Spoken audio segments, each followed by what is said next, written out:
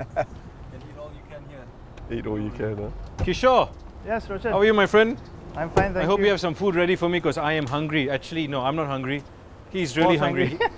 Have you had anything the whole day, Paul? Yeah, I had breakfast. He's lying, he didn't have breakfast. Just let's go eat first. How are you? Well, I'm fine, thank you. Good to see you. Good to see you too.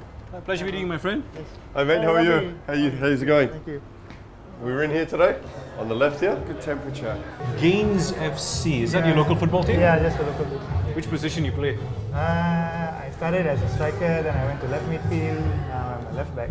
Is that progressed with age? What's next?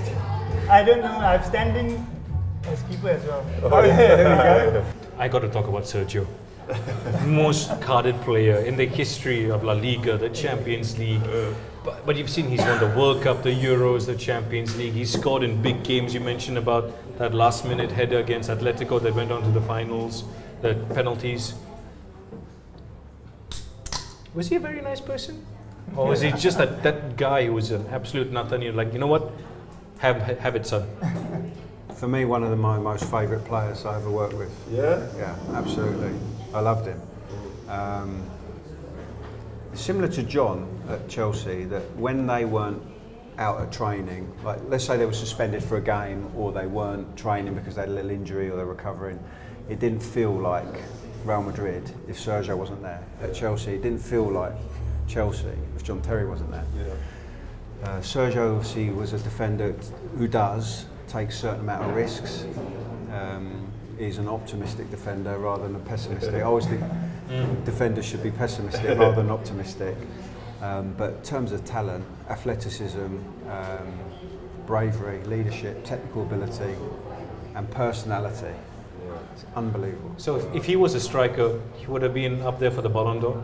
Because defenders never get the He shot. scores enough goals. He's got like 11 or something this season. No, I think. he's got over 100 goals in his career for Real Madrid. Yeah. A centre-back. Yeah, yeah. At the end of training, he would always practice set plays.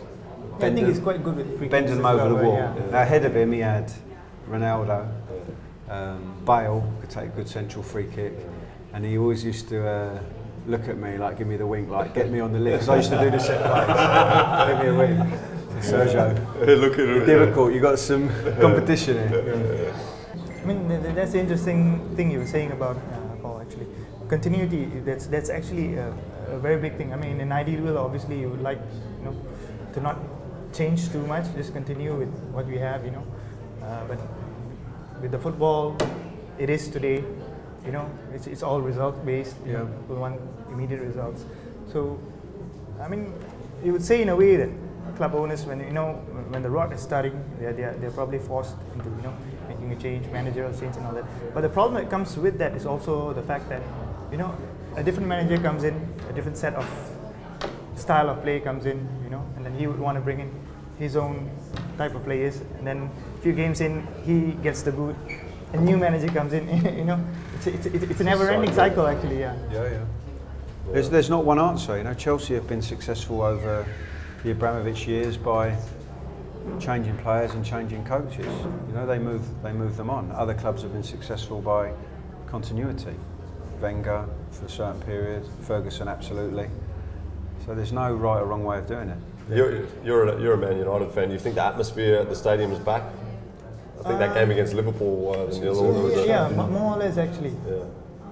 We probably see, I mean, to be fair, I think United fans in general have actually continuously supported the team, you know, regardless of where they were and how bad they were playing. You know, you see even during Jose's time, you know, he still had support actually. So the support is always there. It's just about, you know, lifting the support back.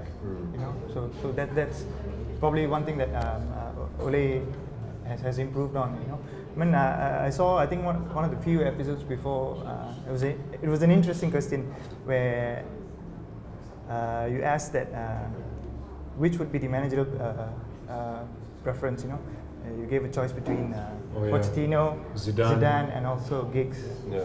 You know. Well, you've been watching the show. Yeah, so that for me was an interesting question as well. So an interesting insight in the sense that, you know, at that time, you know, there was an Ole there yet. So we probably would go with Pochettino because the experience. You know, he came up through the levels at Espanyol and then Southampton and Spurs. You know, so you would feel that he went through the cycle and he learned it probably the hard way. You know, of becoming a manager. You talk about Zidane, obviously a great player during his day. You know, and you talk about team, Real Madrid. Filled with superstars, and you had Ronaldo. I mean, there's something which is quite obvious today as well. You know? Right, man. For every fan that's been on the show, they get the official Man on the Street shirt. Paul, if you can just do the honors. Do the honors. Stand up. Take a picture as well. Do you have a phone? Take a photo for it? Yeah. Sorry. It's all sweaty. Oh, don't worry, man. It's a hot day. Ooh, that's the awkward one. Ready, 3, 2, 1. Excellent.